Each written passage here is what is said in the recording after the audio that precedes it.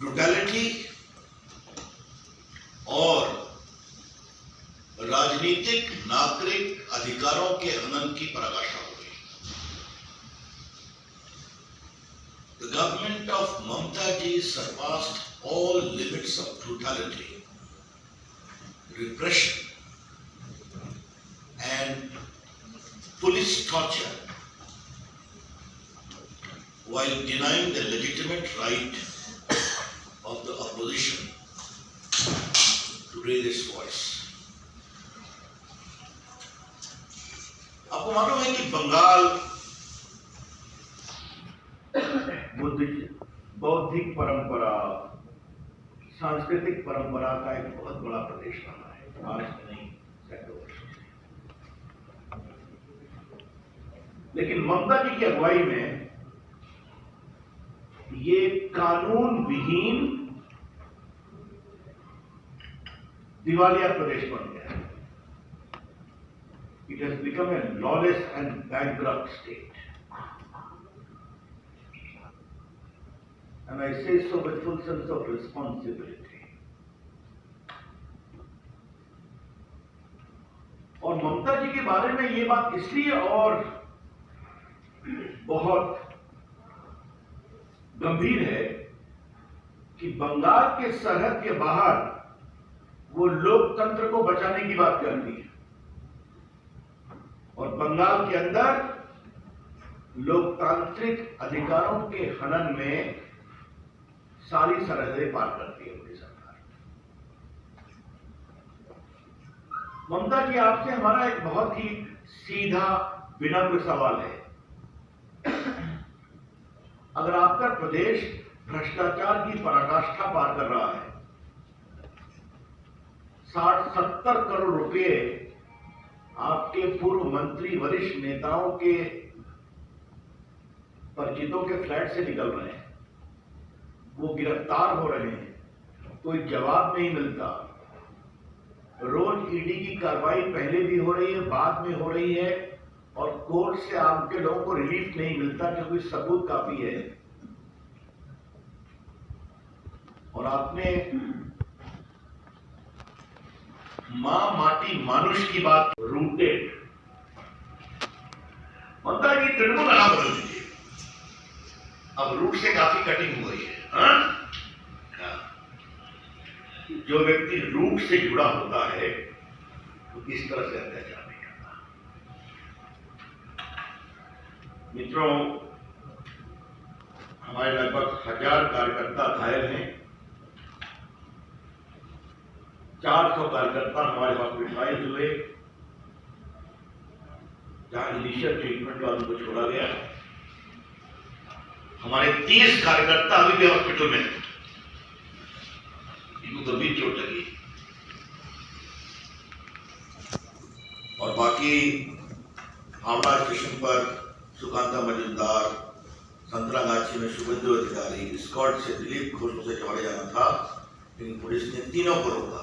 हमारे विपक्ष के नेता, हमारे प्रदेश के अध्यक्ष और राष्ट्रीय उपाध्यक्ष, बाकी एमपी की बात मैंने आपसे की। हम स्पष्ट कहना चाहते हैं कि भाजपा की आवाज नहीं रुकेगी तृणमूल के भ्रष्टाचार के खिलाफ, और ये हमारा संघर्ष जारी रहेगा। तो कुछ कहानी अंदर की है। क्या टीएमसी की पार्टी के अंदर की समस्या है? क्या उत्तराधिकार की लड़ाई चल रही है? या टीएमसी के गुटों के अंदर काफी कशमकश चल रही है? क्या, मैं किसी का नाम नहीं लूंगा, मेरे संकेत स्पष्ट है मैं क्या कह रहा हूं। तो क्या उसके कारण समस्या हो रही है? तो उसको डाइवर्ट करने के लिए विपक्ष के ऊपर इतना बड़ा पुलिसिया अत्याचार किया जा रहा है।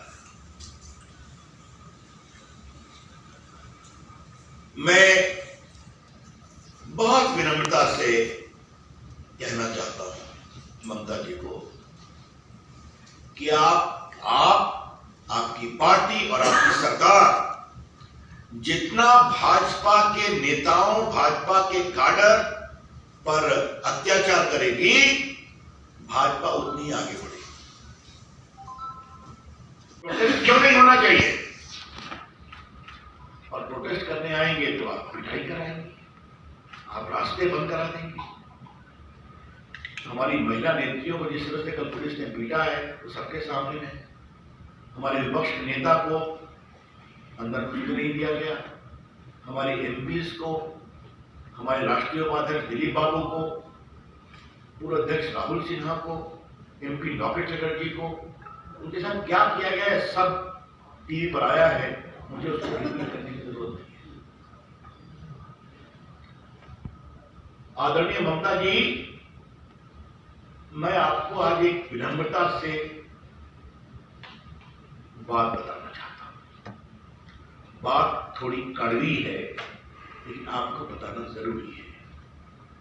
जो भी नेता और उनकी पार्टी इस तरह से पुलिस अत्याचार करते हैं, नागरिक अधिकारों को रोकते हैं, विपक्षियों को जेल में डालते हैं, तो जनता उनका हिसाब करती है।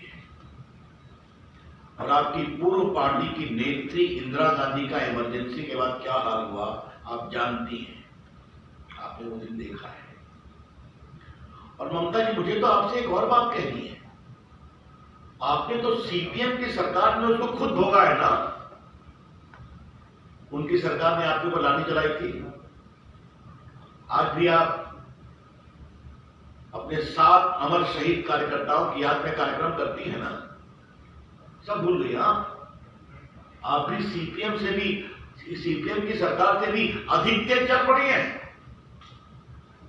अत्याचार में, अधिकारों के हनन में, पुलिस की द्वारा ब्रुटैलिटी में।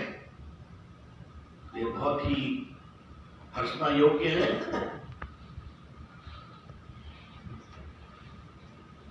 ममता जी, ये आपका नेचुरल स्वभाव मुझे दिखाई नहीं पड़ रहा है। आप 3 बार की मुख्यमंत्री हैं, हम भी मानते हैं कि आप जमीन से उठी नेता हैं।